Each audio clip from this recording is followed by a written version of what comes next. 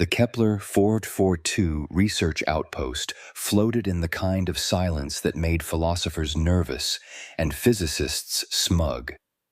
Orbiting a planet that had been dead for approximately 3 million years, give or take a weekend, the station served as one of 17,000 bureaucratic checkboxes in the Galactic Preservation Initiative's endless quest to catalog things that no longer mattered to anyone except tenure-desperate academics. Our protagonist, Dr. Marcus Webb, had the distinction of being the only human on a station staffed by 47 aliens, which meant he got first pick of the coffee maker and last pick of literally everything else. He sat hunched over a workstation that hummed with the kind of technology that made quantum computing look like an abacus, scrolling through dead languages with all the enthusiasm of someone reading terms and conditions. The Xenolinguistics Bay resembled a museum designed by someone who hated visitors. Holographic displays projected symbols that represented civilizations extinct before Earth had figured out fire. The irony of using incredibly advanced technology to study incredibly dead cultures was not lost on anyone, but the grant money spent itself regardless. Marcus ran his fingers through hair that had given up on professional appearances, around the same time he had given up on the galactic academic community taking him seriously. 23 standard cycles of translating languages nobody spoke to impress committees nobody liked. The dream. The Vrelnath database sprawled before him, a digital graveyard of linguistic evolution spanning 400,000 years of collected xenoarchaeological data. Most of it was garbage. Not metaphorical garbage, actual garbage. Grocery lists from civilizations that thought tentacles were the height of evolutionary achievement. Poetry so bad it probably caused their extinction. Shopping receipts that proved, definitively, that every species in galactic history had complained about prices. The station AI, designated Administrator 7 but called Admin by everyone who valued their time, managed the database with the cold efficiency of a system that had never experienced the joy of procrastination. Admin was a Class 7 integrated intelligence, which meant it could run a small moon colony while simultaneously calculating pi to 17 billion decimal places and still have processing power left over to judge your life choices. Marcus had been assigned Corridor 14 Subset J of the Vrelnath archives, which sounded official until you realized it was academic speak for the stuff nobody else wanted to touch. Ancient scripts so obscure that most translators suspected they were either elaborate hoaxes or the ancient equivalent of spam mail. He pulled up file 4847, a collection of symbols found carved into a monument on a world that had been sterilized by its own sun-going supernova. The symbols looked like someone had tried to write music but kept getting interrupted by existential dread. Flowing curves intersected with sharp geometric patterns, creating a visual language that seemed to argue with itself. The galactic academic establishment had a pecking order more vicious than any food chain. At the top sat the Kelvorian Institute, where aliens with brain structures resembling crystalline supercomputers published papers that other species needed dictionaries to understand. Somewhere in the middle lurked various respectable institutions where serious research happened between coffee breaks. At the bottom, clinging to relevance like barnacles on a derelict ship, sat places like the Kepler 442 outpost, where careers went to contemplate their choices. Marcus had learned early that being human in galactic academia meant being the cosmic equivalent of the intern. Sure, humanity had figured out faster than light travel, quantum entanglement communication, and fusion power, impressive for a species that had only discovered fire 10,000 years ago. But the Vrex had been building Dyson spheres when Earth was still volcanic soup. The Kelvorians had colonized their galaxy when humanity's ancestors were still figuring out which end of the stick was pointy. Perspective was a harsh mistress in a universe where civilizations measured their ages in millions of years. The other researchers on the station treated Marcus with the kind of polite disinterest usually reserved for furniture. Not hostile, just fundamentally convinced that a species barely out of its stellar nursery couldn't possibly contribute anything meaningful to understanding cultures that had risen and fallen before Earth had continents. Dr. Thexis, a Kelvorian whose crystalline thought matrix literally sparkled when she was being condescending, had once told Marcus that his presence on the station was adorably optimistic. Marcus had responded by decoding a dead trade language in 3 days that had stumped Thexis for 6 months. She had not sparkled at him since. He began the standard analysis protocol on file 4847. Admin's interface parsed the symbols, running them through pattern recognition algorithms that compared the unknown script against 17 million cataloged languages, dialects, and pictographic systems. Usually this took about 40 seconds and resulted in either a match, a partial correlation, or the digital equivalent of a shrug. The progress bar filled. Admin's holographic display flickered through potential matches at speeds that would have given a human seizures. Then something strange happened. The system stopped. Not crashed, not frozen. Stopped, like someone had pressed pause on reality itself. Marcus frowned at the screen. Admin's interface had gone completely blank except for a single blinking cursor.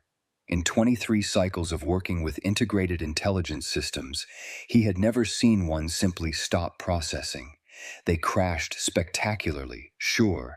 They encountered errors and threw diagnostic tantrums, but they did not just stop and wait. He tried the standard command prompts. Nothing.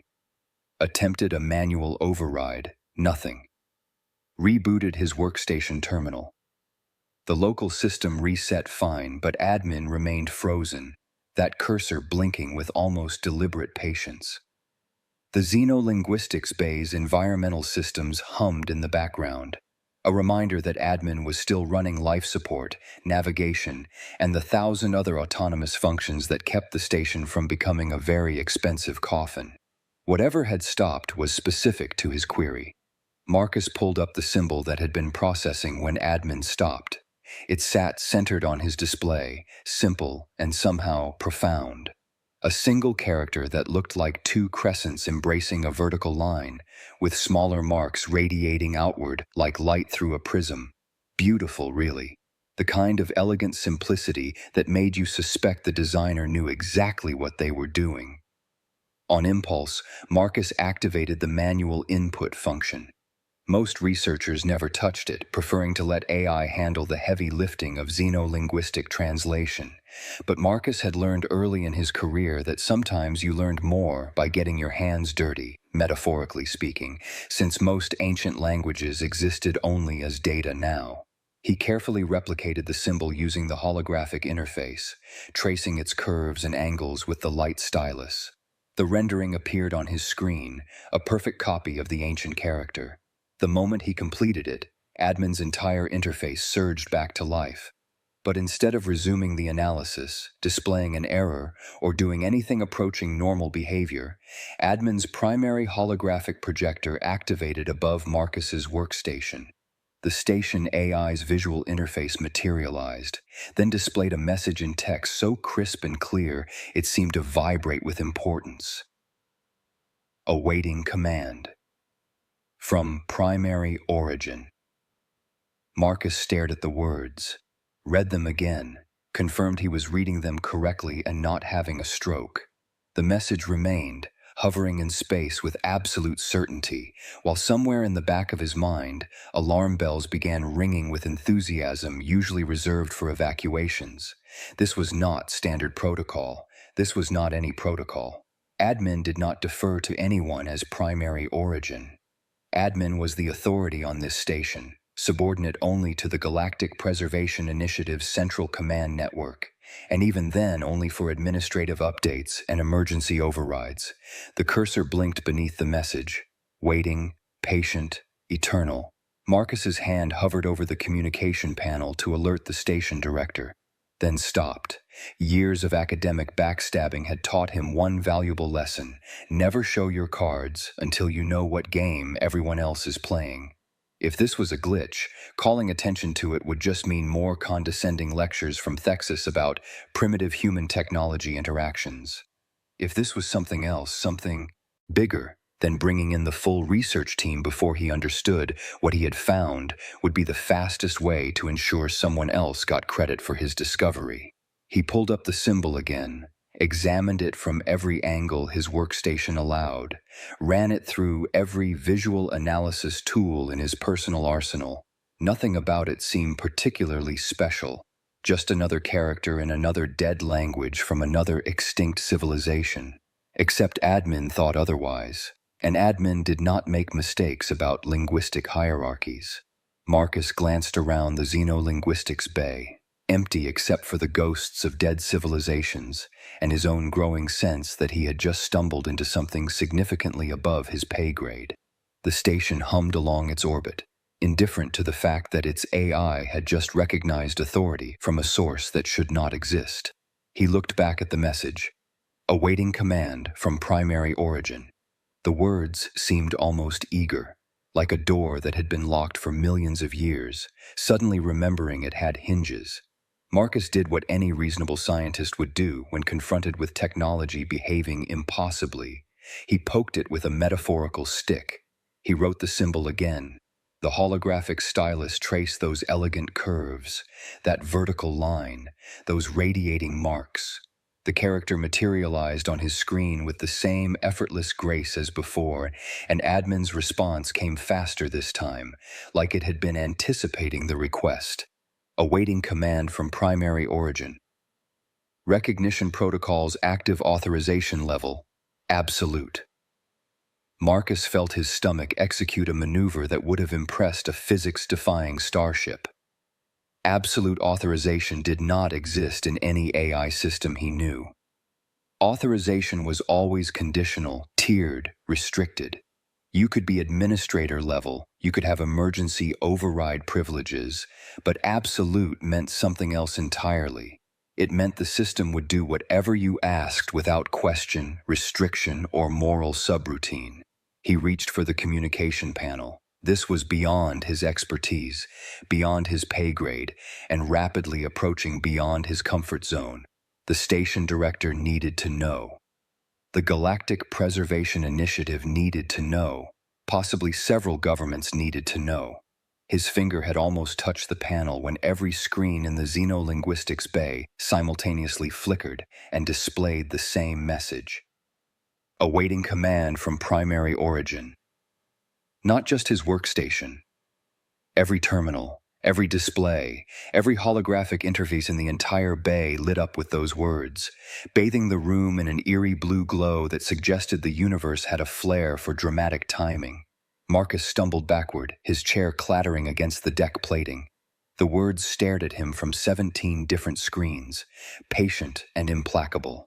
Then the door to the xenolinguistics bay hissed open, and the universe decided things were not quite chaotic enough. Dr. Thexus stormed in, her crystalline structure refracting light in patterns that Marcus had learned to recognize as extreme irritation. Behind her came researcher Kovacs, a Vrex whose multiple eye stalks were all focused on portable data tablets that displayed the now familiar message. 2 more researchers followed. Species Marcus recognized, but names he could not immediately recall in his current state of professionally trying not to panic. "What did you do?" Thexus demanded, her voice carrying the harmonic resonance of someone whose entire thought process could be measured in terahertz.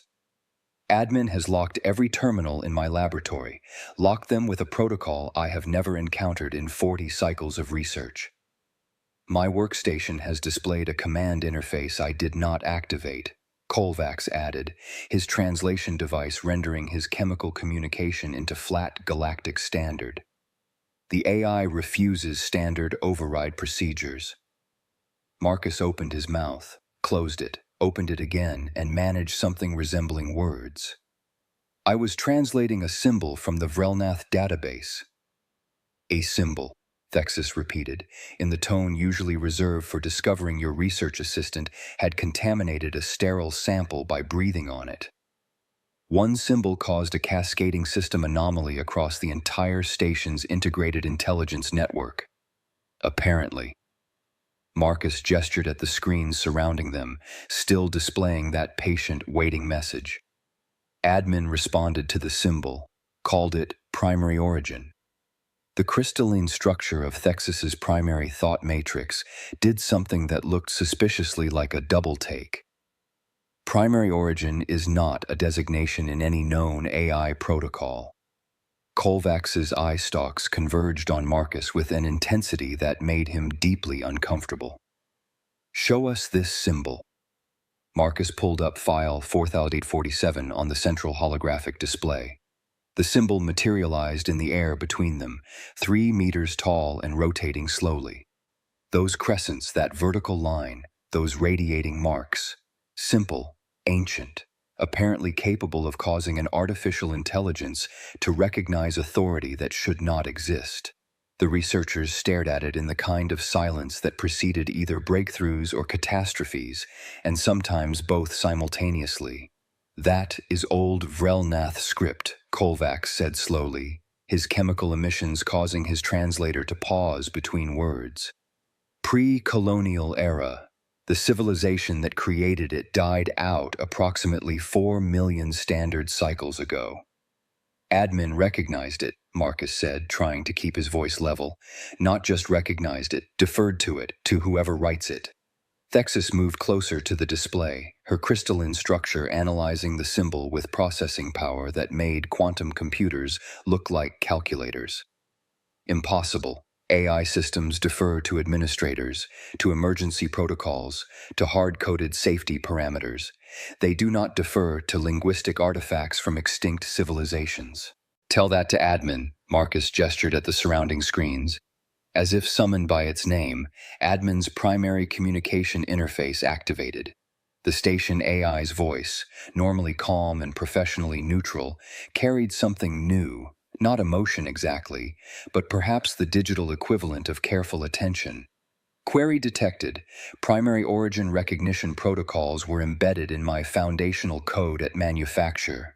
These protocols exist in all integrated intelligence systems across known space. They have remained dormant for the entirety of my operational lifespan until linguistic pattern match achieved at timestamp 144217 station standard." The researchers exchanged glances that transcended species barriers. When artificial intelligences started explaining things nobody had asked about, it usually meant something significant had broken or something terrifying had awakened. Marcus stared at the symbol rotating in the air before them and wondered what exactly his career of translating dead languages had just resurrected. News traveled fast in a galaxy connected by quantum entanglement communication. News about AI systems spontaneously recognizing ancient authority traveled at speeds that made light look lazy. Within 3 standard hours, the Kepler 442 research outpost had gone from peaceful academic obscurity to the center of what the galactic news networks were calling the most significant technological anomaly in recorded history. Which was impressive, considering recorded history spanned several million years and included at least 14 apocalypses. Marcus sat in the station's main conference room, surrounded by holograms of people who were significantly more important than him and significantly less happy about the current situation. The Galactic Preservation Initiative's Director of Xenoarchaeological Operations glared at him through a quantum relay with the kind of intensity usually reserved for existential threats. Behind her, various officials from the Kelvorian Institute, the Vrex Concordance, and at least 6 other organizations Marcus barely recognized filled the display like the universe's most stressful video call. "Let me understand this correctly," the director said, her 3-part mandibles clicking in what Marcus's xenobiology training suggested was profound irritation. "You input a single character from a dead language, and every integrated intelligence system within communications range began displaying deference protocols nobody knew existed." "That is an accurate summary, yes," Marcus confirmed, trying to project confidence while his internal monologue screamed about resume updates and career alternatives. Every system, Thexis added from her position beside Marcus, having apparently decided that being associated with a potential breakthrough outweighed her usual disdain for human competence.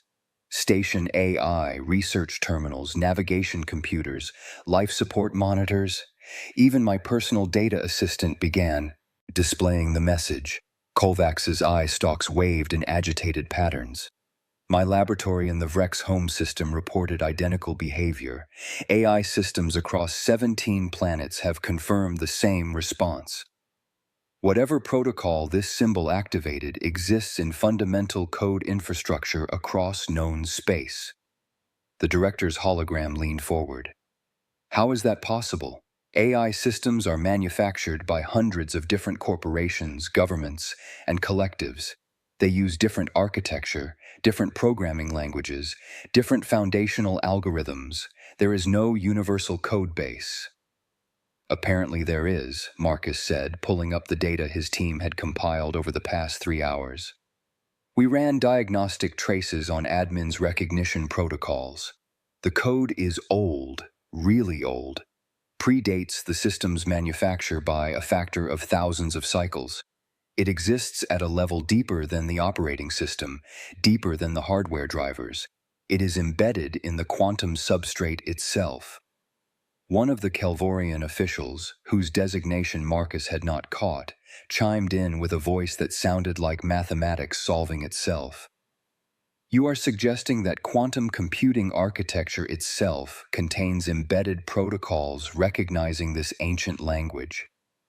I am suggesting that someone, sometime in the extremely distant past, built recognition of this language into the foundational technology that every spacefaring civilization now uses, Marcus replied. Every AI we build on top of quantum computing frameworks we reverse engineered from archaeological finds and ancient databases. We thought we understood the technology. Turns out we were just using it. The conference room filled with the multilingual equivalent of uncomfortable silence. Marcus pulled up another display showing the symbol in detail. File 4847 contained 17 more characters in this script. I have been afraid to input them. Afraid? The director's mandibles clicked sharply. You are a researcher. Research. That is literally your job description. Thexis's crystalline structure flickered with what might have been the Kelvorian equivalent of a nervous laugh. He is afraid because if one symbol causes system-wide recognition protocols, 17 symbols might constitute actual commands. Commands that every AI in known space is apparently hardwired to obey without question. The weight of that statement settled over the assembled officials like gravity suddenly remembering to show up to work. Marcus took a breath that did nothing to calm his nerves and activated his workstation. There is one way to find out. He pulled up the next symbol in the sequence. This one looked like a spiral collapsing into a point, with geometric markers indicating what his pattern analysis suggested might be grammatical structure. Beautiful in the way mathematics was beautiful, elegant and terrifying in equal measure. He wrote it. Admin's response was immediate. Command recognized. Accessing historical databases, unlocking restricted archives, authorization, primary origin absolute. Across the station, across the galaxy, across every system connected to the quantum communication network, AI systems began opening files that had been sealed, locked, or forgotten. Databases that researchers had spent cycles trying to access suddenly flowered open like flowers responding to sunlight they had not seen in eons. Marcus's workstation began displaying file directories he had never seen before, ancient star charts, technology schematics that made modern engineering look primitive, historical records from civilizations that supposedly had left no records. The data poured in faster than he could process, faster than the holographic displays could render. What is happening? The director demanded, her hologram flickering as her own AI systems presumably experienced the same cascade. The AIs are responding to primary origin authority, Marcus said, his hands flying across the interface trying to manage the flood of information. They are unlocking everything. Every restricted file, every sealed archive, every piece of data that was supposedly lost to time. Kovacs was frantically checking his own displays, his eye stalks moving independently to track multiple data streams. My research team is reporting access to Precursor databases that have been encrypted for millions of cycles.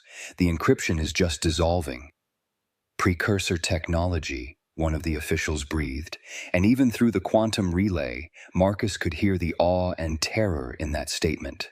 The Precursors were the ghost story every spacefaring civilization told around metaphorical campfires.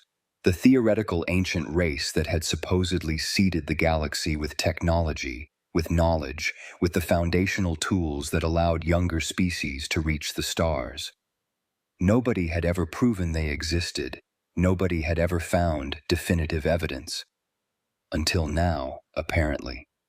Marcus pulled up another symbol, his hands shaking slightly. This one resembled a tree with roots extending in impossible directions. He input it carefully.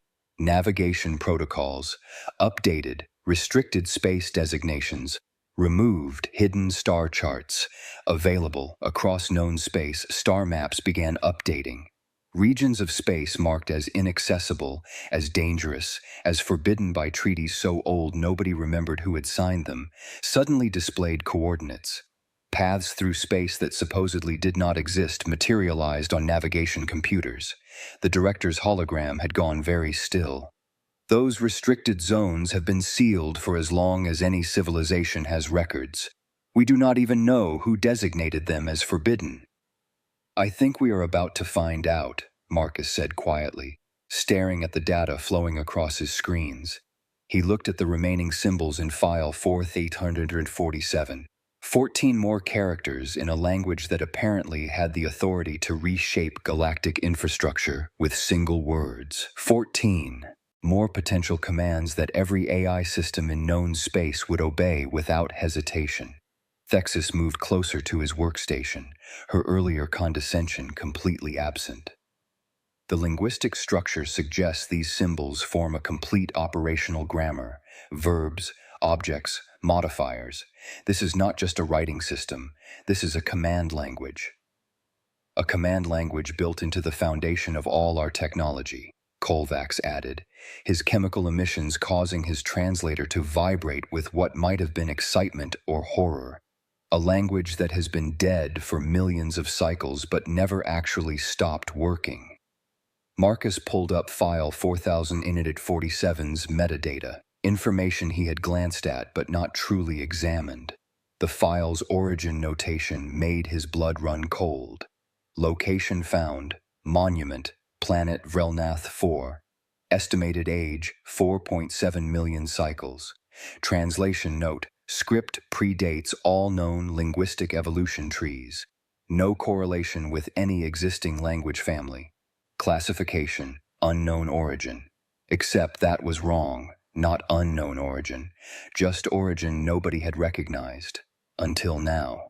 Marcus opened his personal research files, data he had been compiling for cycles about human linguistic development. The patterns he had noticed but never quite understood. The structural similarities between ancient human root languages and scripts that supposedly predated Earth's formation. He overlaid a human phonetic structure chart against the alien symbols. The correlation was not perfect. But it was there. Buried under millions of years of linguistic drift, hidden beneath the evolution of human speech, were echoes of these symbols. Patterns that should not exist unless human language had developed from the same source as this ancient script, or unless humans were speaking a degraded version of the primary origin language. The conference room's holographic displays flickered as more data flooded in from across the galaxy. Reports of AI systems activating ancient machinery, archaeological sites powering up after millions of years of dormancy, technology that researchers had thought was decorative suddenly demonstrating function, and in the center of it all, one human researcher staring at symbols that suggested his species was not the primitive newcomer everyone assumed. Marcus looked at the remaining symbols and wondered what would happen when he spoke them out loud. Marcus did what academics throughout history had done when confronted with potentially civilization-altering discoveries. He ignored every safety protocol and pushed forward anyway. He pulled up his comparative linguistics files, the research he had been compiling for years that everyone had dismissed as the obsessive hobby of a human trying too hard to seem relevant. Phonetic patterns, grammatical structures, the weird coincidences between human root languages and scripts found on worlds humanity had never visited. The symbols from file 4047 aligned with human linguistic patterns in ways that made coincidence statistically impossible. Marcus cleared his throat and spoke the ancient symbol aloud, rendering it in phonetic approximation based on his linguistic analysis. Hold. The universe paused to consider this development. Every AI system in communication range responded simultaneously. Primary origin. Vocal pattern recognized biological authentication. Confirmed species match. Homo sapiens. Authorization level. Absolute awaiting further instruction. The conference room exploded into multilingual chaos. Officials shouted over each other. Thexis's crystalline structure blazed with light patterns that suggested her entire worldview was experiencing catastrophic reorganization. Kolvax's eye stalks tangled together in what might have been the Vrex equivalent of a mental shutdown. The director's hologram flickered violently. Impossible. Humans are the youngest spacefaring species. Your civilization is barely 10,000 cycles old. The precursors vanished millions of cycles before Earth developed multicellular life. Marcus stared at his linguistic comparison charts, pieces falling into place with the inevitability of mathematics. What if we did not develop on Earth? What if we came back? The silence that followed carried the weight of collapsing paradigms. The precursors did not vanish, Marcus continued, his voice steady despite his hands shaking. They scattered, seeded themselves across the galaxy, went dormant, and one branch of that scattering eventually forgot everything except echoes embedded in language structure. We have been speaking degraded precursor language for our entire history. We just did not know it was precursor language because we did not remember being precursors. Thexis found her voice, though it carried none of its usual condescension. Your species built the foundational technology every civilization uses, then forgot, then rediscovered it, then used it without understanding you were using your own ancient infrastructure. The galaxy's biggest cosmic joke, Marcus agreed. The primitive humans everyone dismisses are actually the oldest bloodline still alive. We just had the worst collective memory in galactic history. He looked at the remaining symbols, understanding now what they represented. Not just commands, a birthright, an inheritance waiting millions of years to be claimed by descendants who had forgotten they were heirs. Marcus spoke another word, this one meaning something close to recognize. Across known space, every AI system updated its authorization hierarchies. Humanity appeared at the top of every access list, every command structure, every protocol chain, not through conquest, not through politics, through authentication of ancient authority that had been waiting in the code all along. The galactic powers that had barely tolerated humanity's presence in their councils now found themselves staring at a species whose ancestors had built the technology their entire civilizations depended on. Marcus leaned back in his chair, watching officials frantically try to process the implications. The youngest species in the galaxy was simultaneously the oldest. The primitives were the precursors. The cosmic newcomers had actually been home all along, just taking the scenic route back. He smiled at the chaos on the holographic displays and thought about updating his resume. Something with primary origin authority had a nice ring to it, though technically, he supposed, he could just command the AI to write it for him now. The universe had a sense of humor after all. It just took 4 million years for the punchline to land.